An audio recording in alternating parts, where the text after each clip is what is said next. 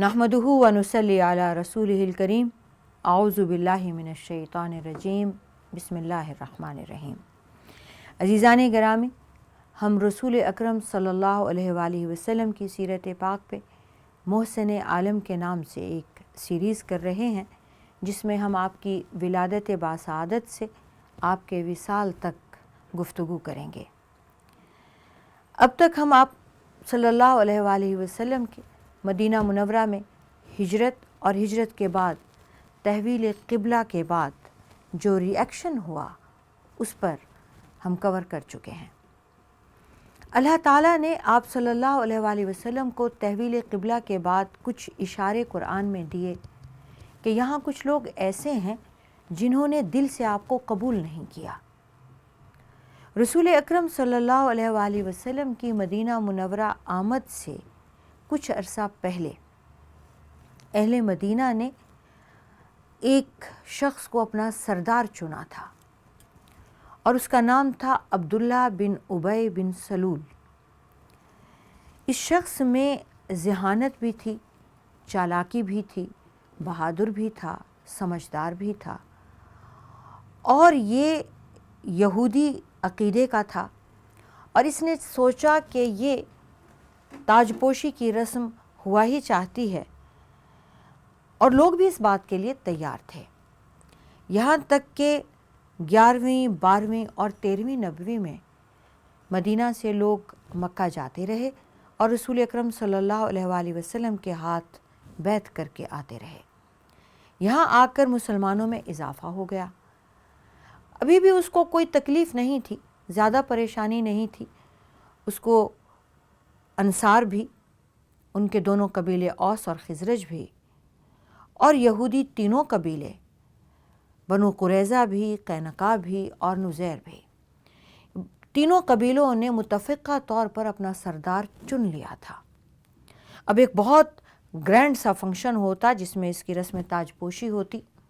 बस इसी का इंतज़ार था कि कोई मुनासिब वक्त देखकर इसका ऐलान किया जाए और इसे मदीना का ताज पहना दिया जाए और वाली मान लिया जाए।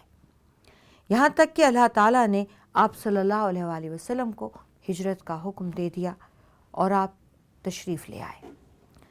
आपके तशरीफ़ लाने के बाद मुसलमान तो आप पर फरेफ्ता थे ही, जो यहूद थे, जो नसारा थे, जो वहाँ के रहने वाले थे, मदीना के आसपास के लोग भी आपके अखलाक के गर्विदा हो गए। अब ये इस इंतज़ार में है कि वो दोबारा सब के सब लोग आपको ताजपोशी के लिए अब्दुल्ला बिन उबय बिन सलूल को फिर कब बुलाते हैं। जब खामोशी हो गई और उसने देखा कि तवज्जो भी कम होती जा रही है और उसका मकाम और मर्तबा घटता महसूस हुआ, तो उसने लोगों को आगे बढ़ाया और कहना शुरू किया कि देखो, ऐसा करो कि वो कबीले जो औस और खिज़रज हैं, जिनके ज़्यादातर लोग मुसलमान होते जा रहे हैं, उन्हें उनका वादा याद कराओ।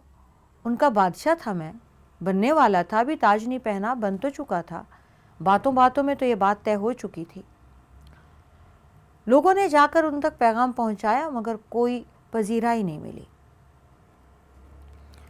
उसके बाद उसने देखा कि लोग मुसलमान हो रहे हैं, तो उसने अपने साथियों से, अपने कबीले के लोगों से इस बात का बहुत शिकवा किया। उस जैसे कई मुसलमान थे जो बज़ाहिर मुसलमान हुए, लेकिन दिल में उनके ये गुस्सा और निफाक था कि हमारा एक दीन, एक धाक बैठी हुई थी, वो ख़त्म हो गई है इस्लाम के आने के बाद। अज़ीज़ान गिरामी, जैसा कि मैंने पहले भी अर्ज़ किया था कि आप सल्लल्लाहु अलैहि वसल्लम के ऐलान नबूवत से पहले 5 दीन उस वक्त के ज़माने में मौजूद थे। मुशरिकीन थे जो बुतों को पूजते थे, अल्लाह के शरीक बनाते थे। हुनाफा थे जिनकी तादाद बहुत कम थी, जो मुशरिकीन को सही नहीं समझते थे, अल्लाह को एक मानते थे, अल्लाह के साथ शरीक नहीं करते थे, लेकिन उन्हें भी मालूम नहीं था कि अल्लाह जिसको एक मानते हैं उसकी इबादत कैसे की जाए, उसके अहकामात क्या हैं। यहूद थे, इनकी तादाद खासी थी اور یہ مدینہ کے ارد گرد تمام بستیاں ان کے قبضے میں تھیں، اور یہ ان میں عالم بھی تھے۔ جب بھی کسی کو کوئی مسئلہ درپیش ہوتا تو وہ یہود علماء کے پاس جاتا اور یہ انہیں گائیڈ کرتے تھے، اور اس کے ساتھ ساتھ یہ پیسے والے بھی تھے، تو یہ سود پر بھی رقم دیتے تھے۔ نصارہ تھے جو اس ایریا میں کم تھے، دور کے علاقوں میں زیادہ تھے، جیسے یمن ہے، شام ہے، لیکن وہ بھی الہامی مذہب تھا، یہ بھی الہامی مذہب تھا۔ اور پانچویں مجوس تھے جو چاند، ستارے اور آگ کو، سورج، چاند، ستارے اور آگ کو پوجتے تھے، کیونکہ یہ طاقتور چیزیں ہیں۔ ان کی تعداد بھی خاصی تھی، لیکن مدینہ منورہ میں سب سے زیادہ تعداد یہود کی تھی۔ اب اس نے عافیت اس بات میں سمجھی، اور اس نے سوچا کہ یہ چند دنوں کی بات ہے، مسلمانوں کو اہل مکہ نے ستایا، وہ ادھر چلے آئے، یہاں انہیں ٹھکانہ مل گیا، اب میں ان پر حکومت کروں گا، اور جیسے باقی ایک قبیلہ ہے، جیسے اوس اور خزرج ہے، ایسے یہ عرب بھی ہوں گے، ایسے بھی مہاجرین مکہ بھی ایک قبیلہ ہوگا، اور یہ میری بادشاہت میں میری رعایا ہوں گے۔ لیکن عزیزان گرامی، ایسا نہیں ہوا۔ مسلمانوں نے اپنے آپ کو رسول پاک صلی اللہ علیہ وآلہ وسلم کی قدموں کی خاک سمجھا، اور جو بھی اسلام میں آتا تھا وہ اسی طرح سے ہی آپ سے محبت بھی کرتا تھا، آپ کی اتباع بھی کرتا تھا۔ عبداللہ بن ابی بن سلول بھلے بادشاہ وقت کیوں نہ تھا اپنے تئیں، اس کے لوگ نہ تو اتنے وفادار تھے، نہ اتنے چاہنے والے تھے، اور نہ ہی اس کی شخصیت سے اس قدر مرعوب تھے۔ اب اس نے عافیت جانی کلمہ پڑھنے میں، تو وہ کلمہ پڑھ کے مسلمانوں میں داخل ہو گیا۔ اور جب آپ صلی اللہ علیہ وآلہ وسلم خطبہ فرماتے تو یہ ان کو روکتا، 1 منٹ، تھوڑا سا مجھے وقت دیجیے، اور آگے بڑھتا، اور آدھا گھنٹہ، کئی منٹ، کئی دیر تک، کافی دیر تک یہ آپ صلی اللہ علیہ وآلہ وسلم کی تعریف میں رطب اللسان رہتا، آپ کے خاندان کی، آپ کی شخصیت مبارکہ کی، آپ کے اخلاق کی یہ تعریفیں کرتا، اور پھر کہتا، لو اب سنو محمد صلی اللہ علیہ وآلہ وسلم کو۔ اصل میں یہ اس کے اندر نہ تو محبت تھی، نہ احکامات کی تعمیل وہ دل سے کرتا تھا، نہ ایمان اس کے دل میں اترا تھا۔ اسلام اس نے قبول کر لیا تھا بظاہر، اور یہ بیٹھتا تھا اور اس کے ساتھ ہی بیٹھتے تھے اور یہ سنتے تھے کہ آپ فرماتے کیا ہیں، مسلمان کرتے کیا ہیں، اور پھر یہ جب اکیلے ہوتے تو یہ دانت پیستے تھے کہ کیا کیا جائے۔ اب وہ تاج پوشی کی رسم تو سب بھول بھال گئے، اب جو ہیں رسول پاک صلی اللہ علیہ وآلہ وسلم ہیں۔ اب اس کے بعد میثاق مدینہ ہو گیا، اب اس کانٹریکٹ کے تحت یہ دشمنی بھی نہیں کر سکتے، یہ مسلمانوں کے خلاف جنگ کرنے والوں کا ساتھ دینے کے پابند بھی بن گئے، لیکن اندر خانے یہ سازشیں کر رہے ہیں کہ اس قوم کو، اس دین کو مٹایا کیسے جائے۔ عزیزان گرامی، جب یہ پہلے کبھی اکیلے بیٹھتے تھے اور توریت کی تلاوت کرتے تھے تو اس میں وہ یہ آیت بھی پڑھتے تھے کہ ایک رسول آئے گا جو مکہ سے ہوگا، اور وہ تمہیں طاقت بخشے گا، تمہارے دین کو تقویت دے گا، تمہاری آیات اس کے کلام میں، اس کی شریعت میں ہوں گی۔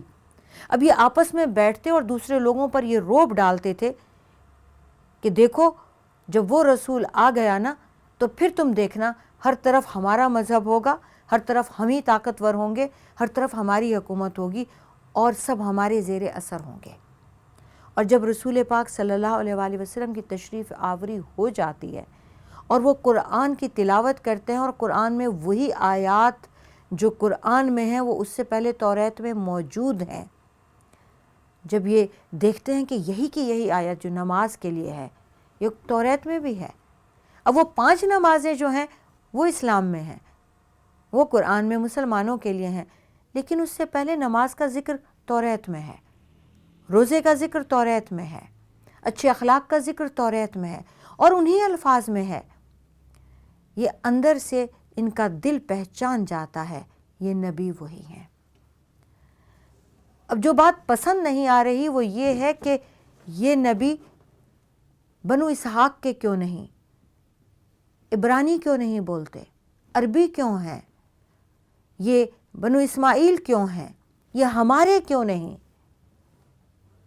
اب یہ ایک غصہ ہے، یہ ایک عناد ہے، یہ اپنا تکبر ہے، تعصب ہے، اس کی بنا پہ آپ جو بھی کہتے ہیں ہم نہیں مانیں گے۔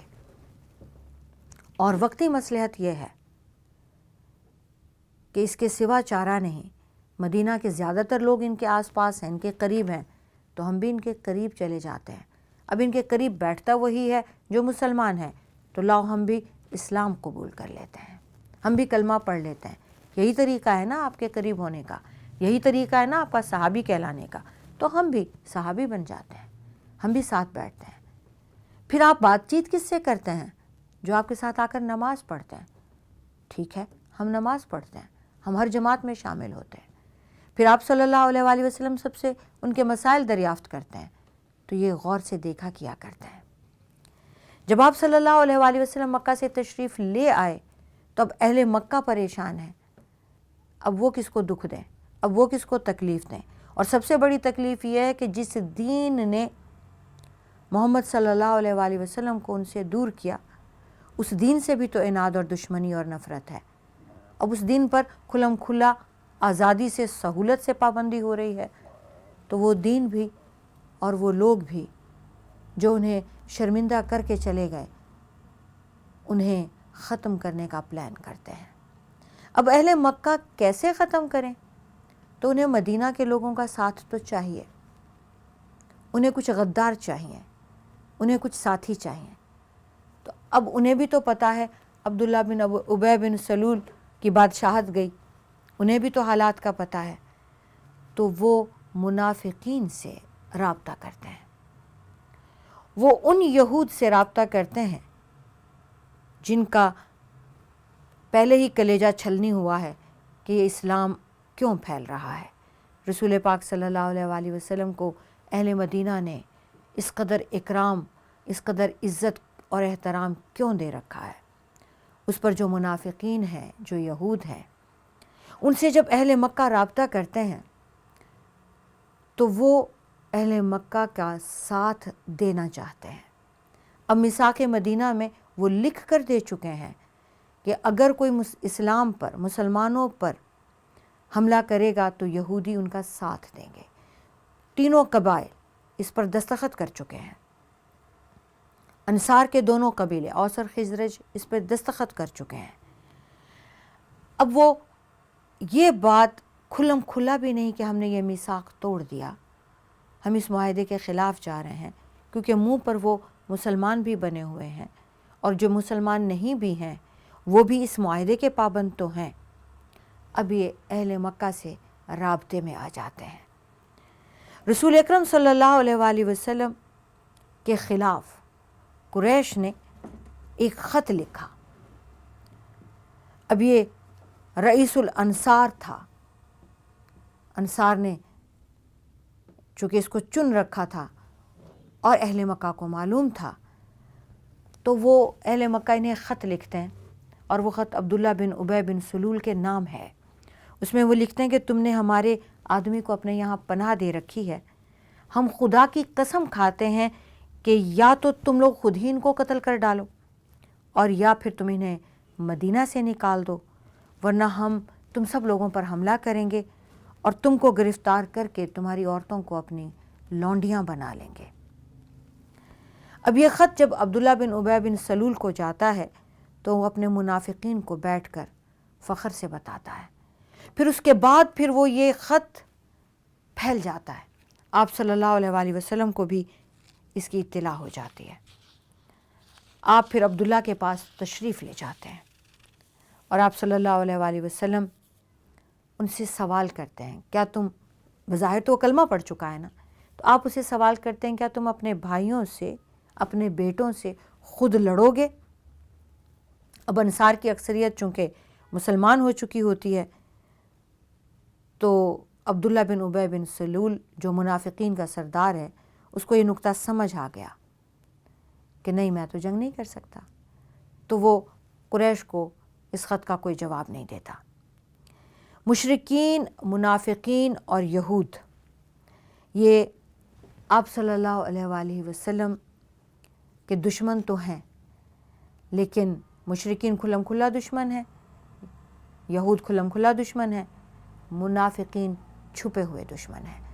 اور اس کی پہچان آپ صلی اللہ علیہ وآلہ وسلم کو اللہ تعالیٰ دھیرے دھیرے قرآن میں کرا رہے ہیں کہ یہ جو کھلم کھلا دشمن ہے مشرکین، آپ مکہ میں چھوڑ آئے، لیکن یہاں بھی کوئی آپ کے دشمن ہیں۔ اب آپ صلی اللہ علیہ وآلہ وسلم کو اشارے تو مل رہے ہیں، لیکن کھل کر ان کے نام ابھی اللہ تعالیٰ نے واضح نہیں فرمائے ہیں۔ ایک مرتبہ ایسا ہوا کہ آپ صلی اللہ علیہ وآلہ وسلم تشریف لا رہے ہیں، گدھے کے چلنے سے گرد اڑتی ہے تو عبداللہ بن ابی منہ پر کپڑا ڈال دیتا ہے اور حقارت سے کہتا ہے گرد مت اڑاؤ۔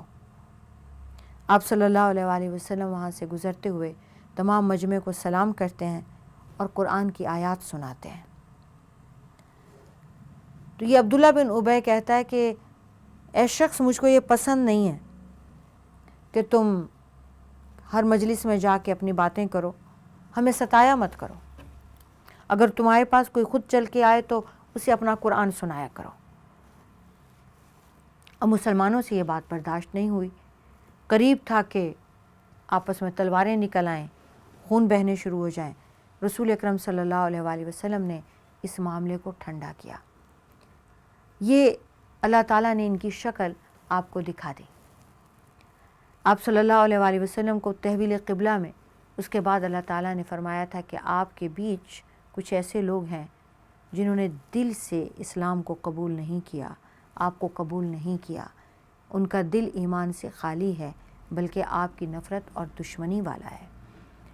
آپ صلی اللہ علیہ وآلہ وسلم جب محفل میں ان سب کی آنکھوں میں دیکھتے تو چونکہ یہ منافقت کر رہے ہوتے، بڑھ بڑھ کے محبت کر رہے ہوتے، جیسا کہ میں نے عرض کیا کہ یہ آپ کے خطبے سے پہلے آپ کی تعریف میں تقریر کرنا شروع کر دیتا تھا، تو آپ سوچ بھی کیسے سکتے تھے کہ یہ دل سے آپ کا مخالف ہے اور یہ منہ پر محبت کر رہا ہے۔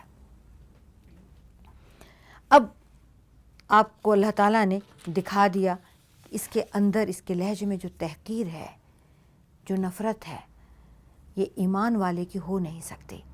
اسلام قبول کر لینے کے بعد بھی ایک شخص یہ کہے، کلمہ پڑھ لینے کے بعد بھی، کہ جو سننے کے لیے آئے اسے سنائیے، ہر جگہ کھڑے ہو کر آپ نہ سنانا شروع کر دیں، تو یہ ایک کھلم کھلا اشارہ تھا۔ پھر قریش بھی ایک خط لکھ کر خاموش نہیں بیٹھے، انہوں نے مدینہ پر حملے کی تیاری شروع کر دی۔ مدت تک یہ حال رہا کہ اس خط کے بعد آپ صلی اللہ علیہ وآلہ وسلم راتوں کو جاگتے اور مدینہ کی حفاظت کرتے۔ بخاری میں آتا ہے کہ جب آپ صلی اللہ علیہ وآلہ وسلم نے مدینہ منورہ میں تشریف آوری ہوئی تو عرب نے مل کر جب ایک ساتھ لڑنے کی ٹھانی تو آپ صلی اللہ علیہ وآلہ وسلم کے حکم سے صحابہ کرام ہتھیار باندھ کر سوتے تھے، یہاں تک کہ اب یہ دوسرا سال ہو گیا۔ یعنی یہ پہلے سال میں ابھی جب مسلمانوں کے پاس رہنے کو ٹھکانہ نہیں، پورا کھانا نہیں، انصار کی مدد کے بغیر وہ جی بھی نہیں سکتے، اس میں ایک سال گزر گیا ہے۔ دوسرا سال شروع ہوتا ہے، تحویل قبلہ بھی ہوتی ہے، اور صفر کے مہینے میں ہی 2 ہجری میں اللہ تعالیٰ مسلمانوں کو جہاد کا حکم دے دیتے ہیں۔ جہاد کی پہلی آیت آتی ہے وَقَاتِلُوا فِي سَبِيلِ اللَّهِ الَّذِينَ يُقَاتِلُونَكُمْ، ان لوگوں سے لڑو، اب تمہیں لڑنے کی اجازت ہے ان سے جو تم سے لڑتے ہیں، یعنی اگر کوئی تم سے لڑنے آئے تو ہاں اب تم لڑ سکتے ہو۔ یعنی آپ صلی اللہ علیہ وآلہ وسلم کو جو اسلام کے شروع کے 13 سال مکہ میں اور یہ 1 سال مدینہ میں صبر کا حکم ہوا، اور لڑائی کا جواب، گستاخی کا جواب، تشدد کا جواب، اذیت کا جواب، ان میں سے کسی کے ساتھ دینے سے اجازت نہیں تھی، اب اس کی اجازت ہو گئی کہ اگر کوئی تم سے لڑے تو اب تم جوابی کارروائی کر سکتے ہو، اب تم لڑ سکتے ہو۔ اس حکم کے بعد مسلمانوں نے سکھ کا سانس بھی لیا اور انہیں سمجھ آ گئی کہ وقت آ گیا ہے کہ اب ہتھیار اٹھانے کی، ہتھیار چلانے کی اجازت بھی ہے، ضرورت بھی ہے۔ عزیزان گرامی، غزوہ بدر کریں گے انشاءاللہ اس وقفے کے بعد۔ وآخر دعوانا الحمدللہ رب العالمین۔ السلام علیکم ورحمۃ اللہ وبرکاتہ۔